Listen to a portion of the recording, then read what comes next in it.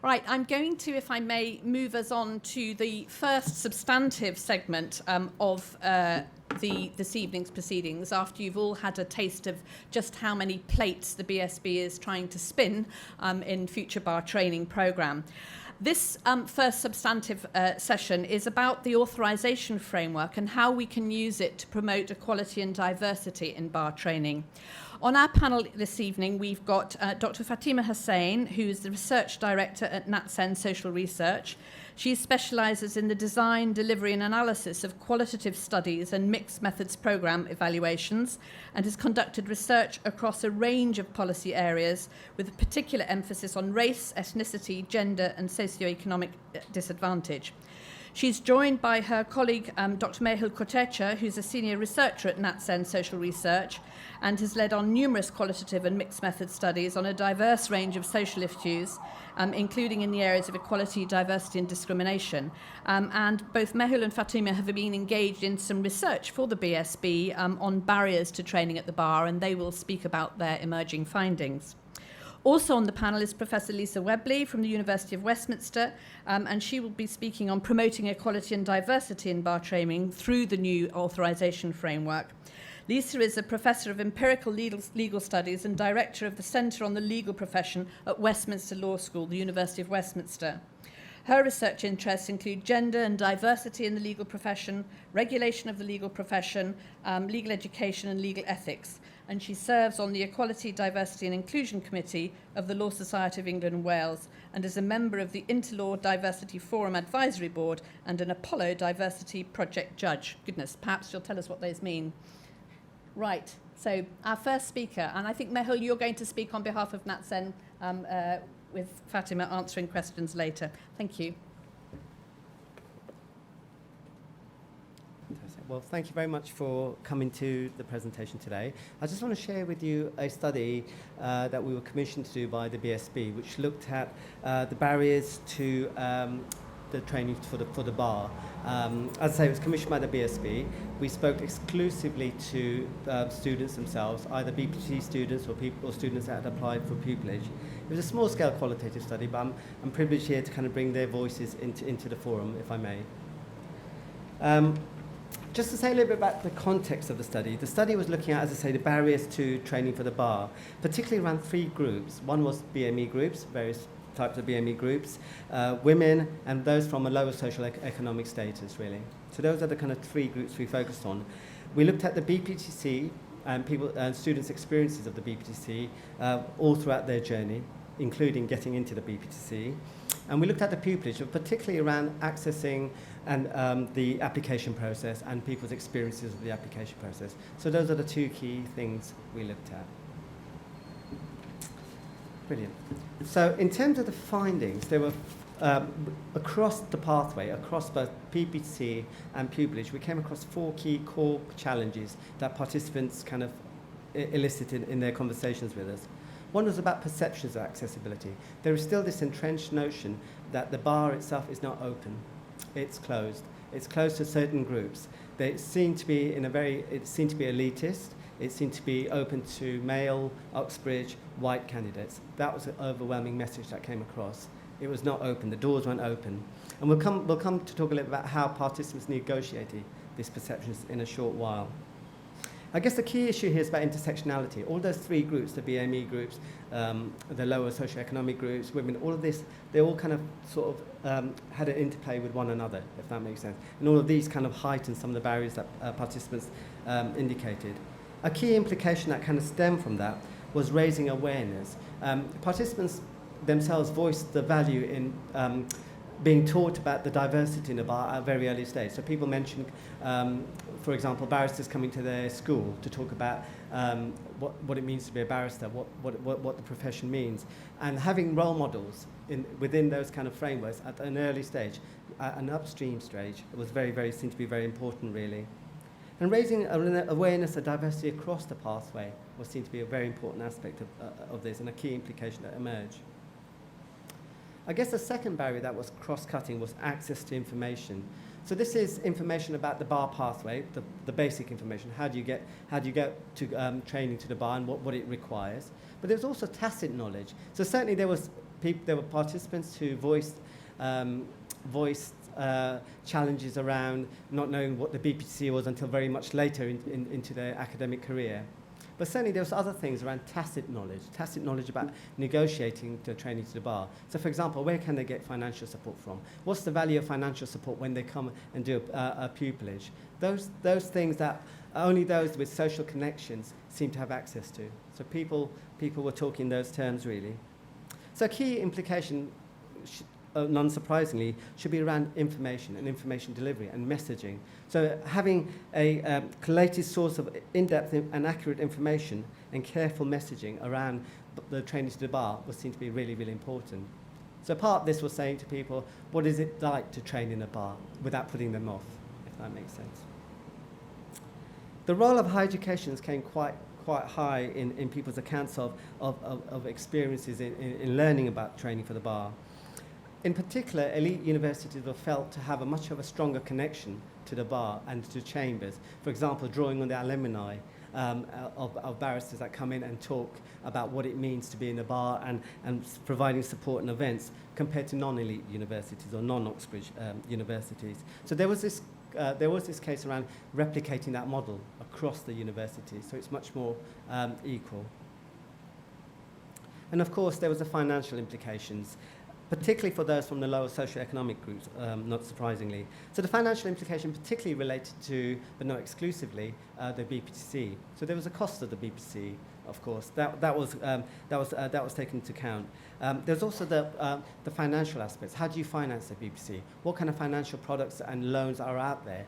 And there was a sense in which the access to kind of inappropriate financial products was seen to be a key barrier. Those products that asked people to pay back their kind of loans very, very early on, but in flexible terms. Those financial products which had high kind of borrowing rates were seen to be a key barrier. So a key implication here was around making BPC perhaps more affordable and introducing better financial options and exploring finance work experience. So around the mini pupillages, that was a key thing. People, particularly from particular groups and lower socioeconomic groups, felt it was difficult to take time out from work to do a mini pupillage or do unpaid mini pupillage or go elsewhere in terms of travel and accommodation costs to do a mini pupillage. So these are the kind of key barriers around that. We took these 4 key barriers and we tried to figure out what's the interplay between different types of groups of factors. So we grouped these kind of barriers into 3 key factors, really. They're the structural factors. These are factors that are outside of the individual's background and their characteristics. These include how training is delivered, the number of pupillage places out there, how the profession works, and also wider professional factors, really. There are also individual factors, and these are to do with the individual themselves, their characteristics, their attitudes, their background. These kind of things play a really key part in how people navigate training the bar pathway, really. So then that's attitudes, characteristics, and informal networks. And there's also cultural aspects of training for the bar. And cultural aspects work in 2 ways, really, we found. One of the ways they work is in the way in which organisations that deliver the bar training work. And one of the things that was mentioned earlier is about how chambers, for example, select appropriate participants. What's the way and methods they do that? These are cultural things, but also individual cultural things. And as I say, there was a complex interrelationship between these 3 types of factors. So, for example, where, in some cases, there were individual factors help to overcome some of the structural factors we discussed. So, for example, where a participant felt that the bar was a closed profession, that it was open to elites, their determination and their drive often got them past that hurdle, the initial hurdle, if that makes sense. Sometimes structural factors overcome individual factors. So, for example, where financial affordability was a key issue, some of the scholarships from the Inns of Court were particularly instrumental in helping participants get through that particular hurdle. And often, both structural and individual factors work together. So, for example, where somebody was tenacious, driven, and resourceful enough to find out sources of financial support, these 2 factors work together. I hasten to add, in our own report, we focus particularly on structural factors, particularly for 2 reasons, really. The importance of the structural factors in the specific role they played in the barriers and enablers was a key aspect of that. and particularly around the fact that policy levers are at a structural level. So those are the kind of factors and how they played out. I mean, I guess I got 1 minute left, so 2 minutes left. So I guess I want to leave you with two things, really. I mentioned about introducing the voice of participants. So I'll leave you with a quote and two questions which we think came from the study itself, really. So here's the quote. And this is a BME student who was looking at the Chamber's websites while thinking about where they want to do their pupillage. I'll never be that. I'll never be able to be where they are. It just made it seem more unobtainable. It made you seem like you didn't fit in. And this is when they were looking at the profile of the other barristers in the Chamber. And I guess there's two key questions that emerge from our study, certainly in my mind, really. It's about embedded cultures. How do you change attitudes and behaviours of people who sit within systems? I guess the second thing is about supporting without essentialising. So how do you implement solutions that do not pathologise particular groups? So these are the two questions I'll leave you with.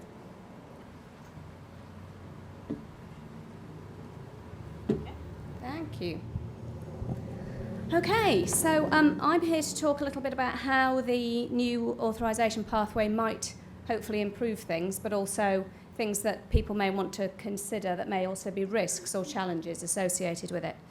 And I'm coming from an equality and diversity point of view, principally. Obviously, there are very important underpinning competence standards that need to be maintained. And so this is all within a context of saying that the bar will want to attract people with the greatest ability to make the greatest contribution to the profession, to chambers, to clients, to access to justice, and that's obviously the starting point.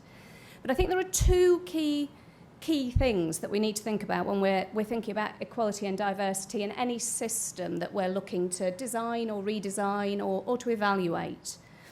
One is, what is it essential, absolutely essential, to include to ensure quality standards? And in this context, what knowledge and what skills is it essential to have in there so that you know it has to be there regardless of the impact that may have on who does come in and who does not have access to a profession.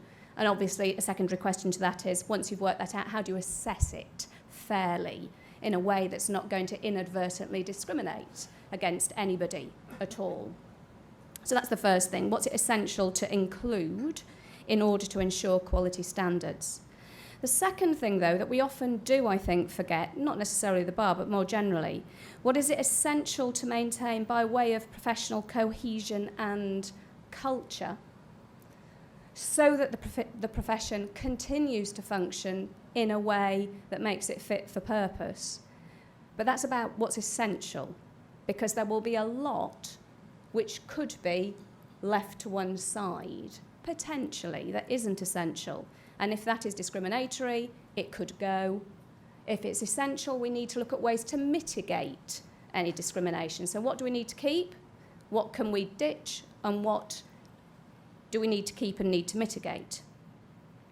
And I think the Future Bar training process has sought to do that. It has sought to say, what do we need by way of professional standards, and how can we be as creative as possible so as to maximise the range of people who may be able to access a career at the bar, while not creating unnecessary confusion about different routes through, which may put off non-standard applicants. Because obviously we can be as creative as we like. We can say you can train in any number of different ways.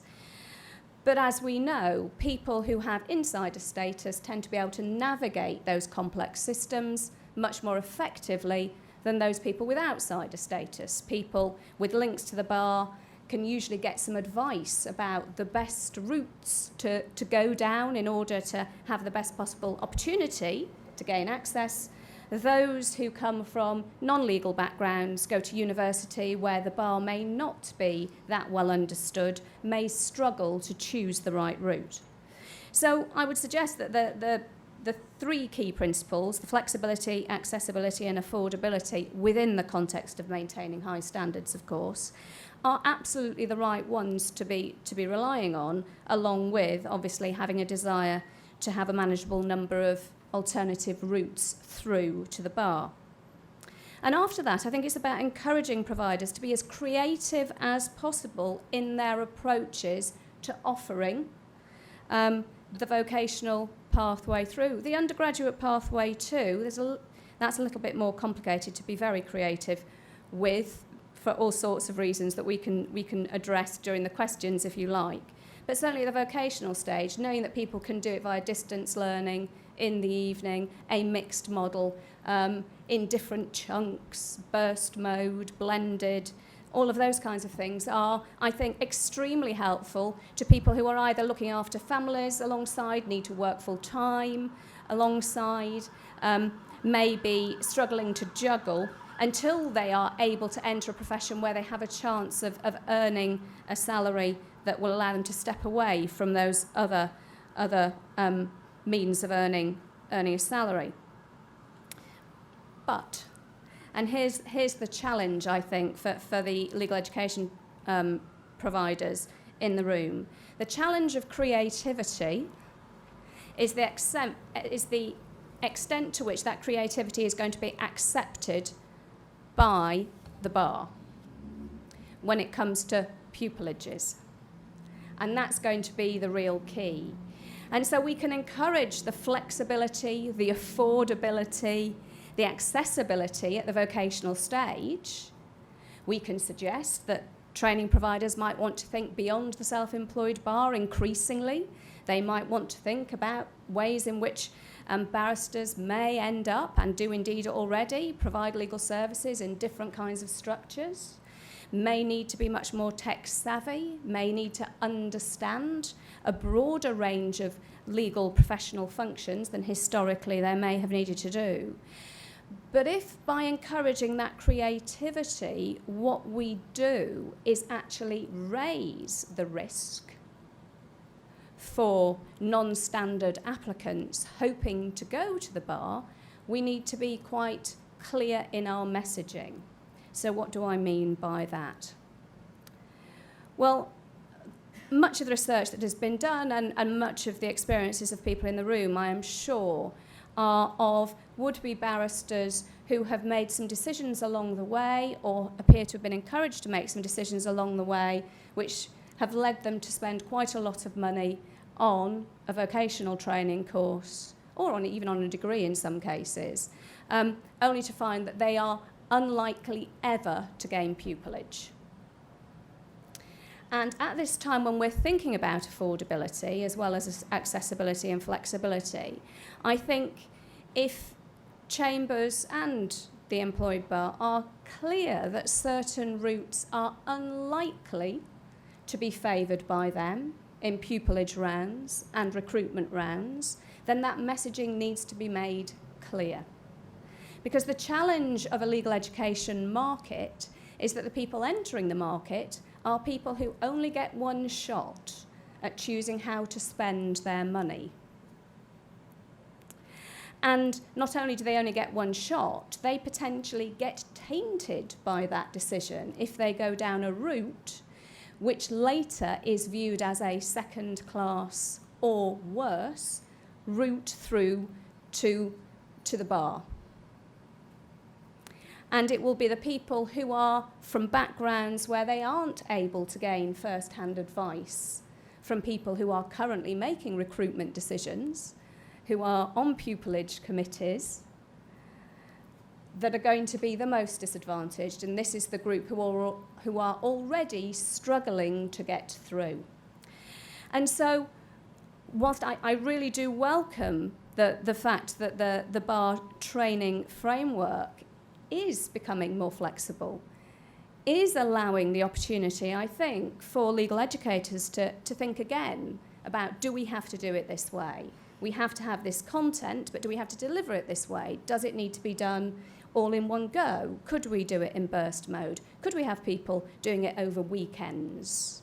What we do know from other legal education experiments is that those courses that have been very innovative and then have closed have tended to close because students have said, I've found out that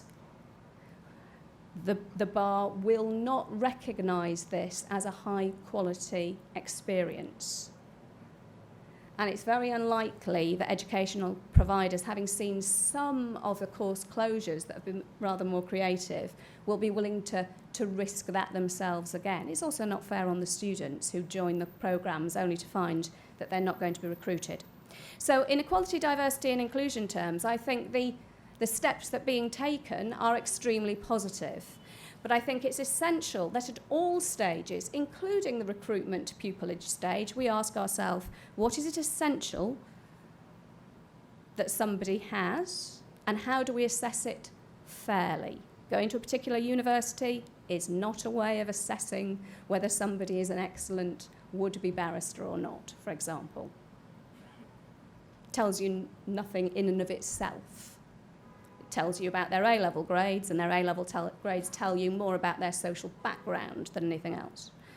And what is it essential to maintain by way of professional cohesion, civility and culture, which is essential to keep, so that we maintain the character of the bar and all its positive forms, but what can we remove if it is discriminatory and serving no useful purpose? And on that note, I know I'm just about out of time, so I'll stop. Thank you. Well, thank you to all our speakers there. We can move now to some questions to our panel, some thought-provoking contributions, how to determine the essential without essentializing, because if I've understood, essentializing is not what we should be doing. So can I open the floor, please? Who would like to ask our panel a question? Be somebody out there. You want to kick off, James? A question to Professor Webley, if I may. Do you draw a distinction between essential and desirable? And if so, precisely what is that distinction, and what's the empirical basis for it? I'm going to stand up just because I realise that people at the back can't see. Not that that's necessarily a problem, but disembodied voices are a bit concerning. I think when you're designing a framework, you need to always start with what is essential, because that's the bit you can't in any way mess around with.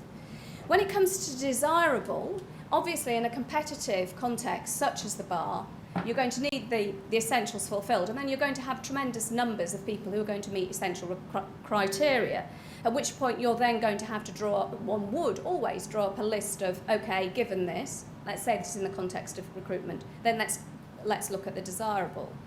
I think the challenge is that all of those things that are desirable are, let me go back a step. Many of the things that are down on the list of desirable at many stages are actually more proxies for something than an essential characteristic. And by a proxy, I mean we're trying to get at something quite nebulous.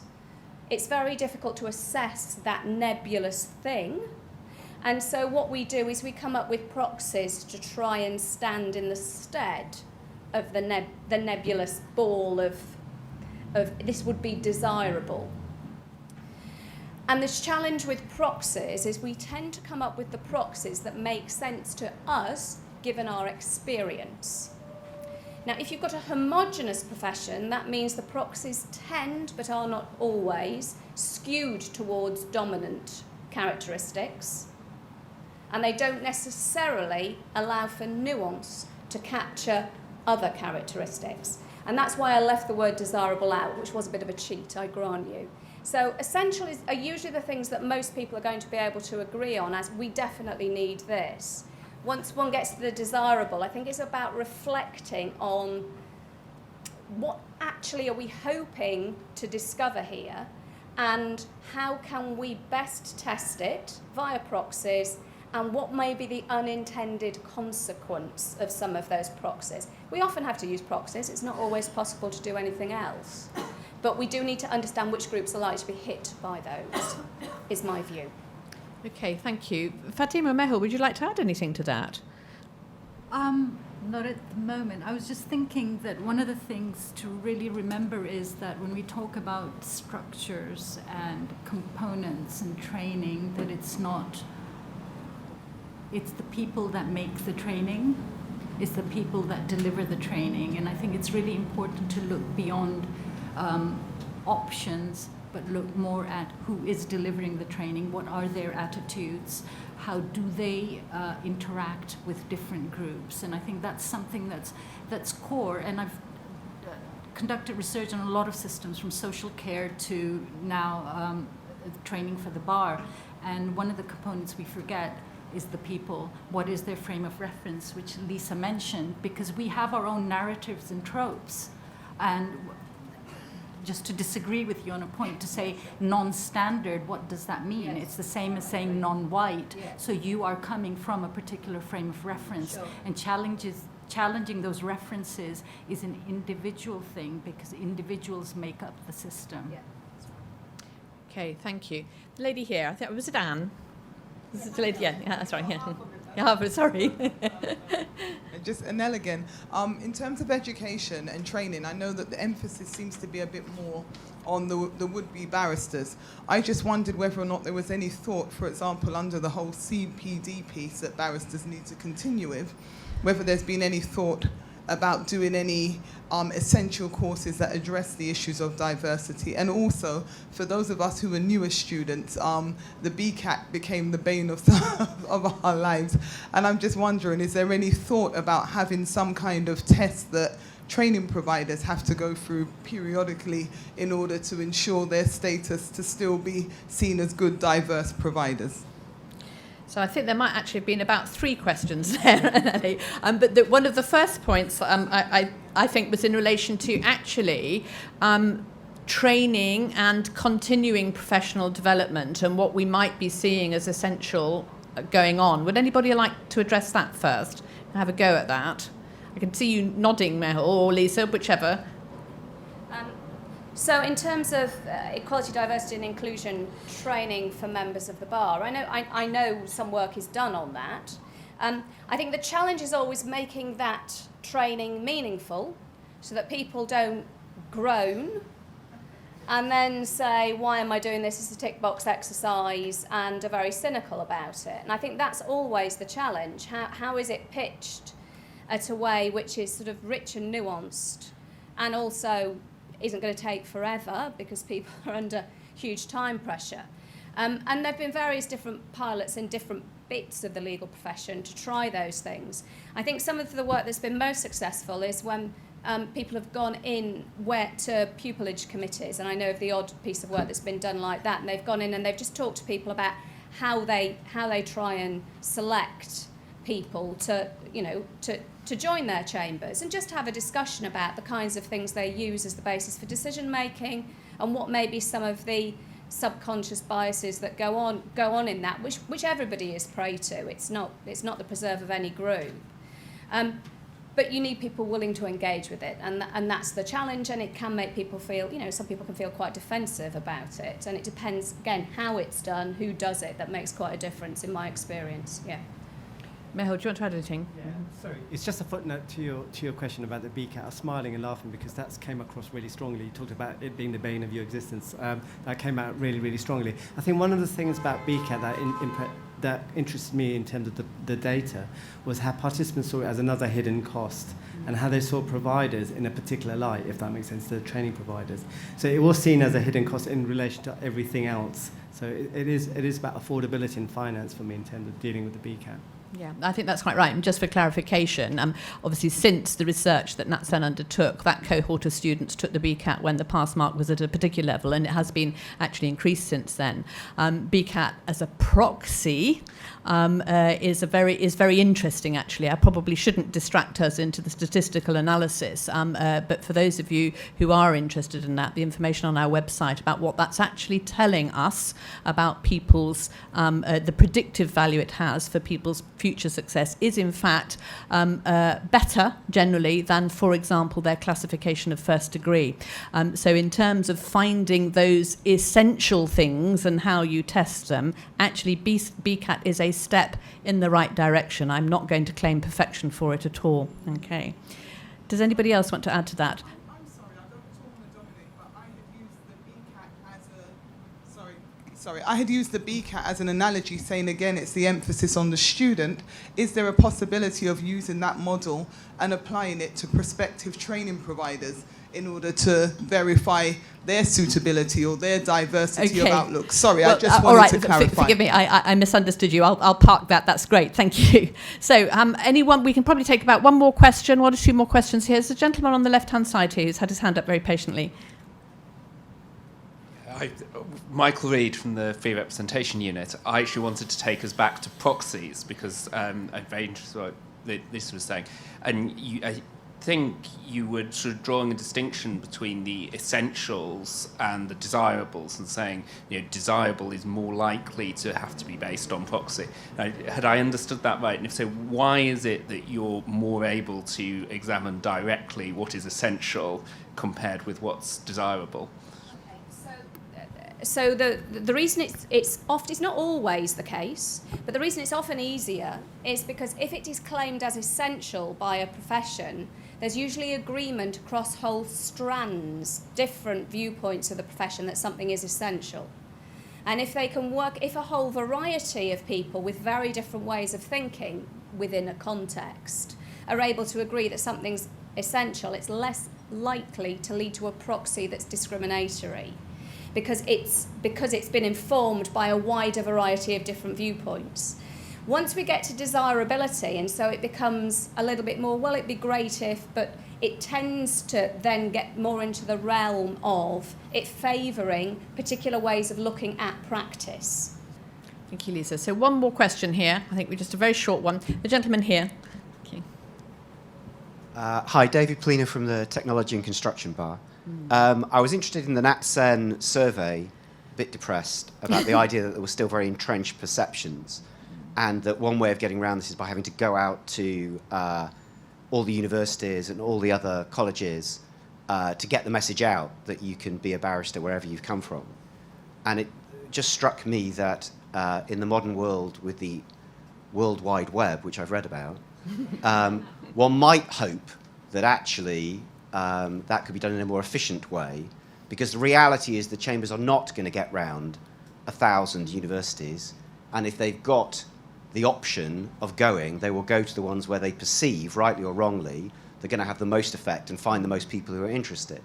By contrast, something you could do on your own chamber's website or on TechBar's website to try and highlight the accessibility and the fact that not one size fits all might be more effective.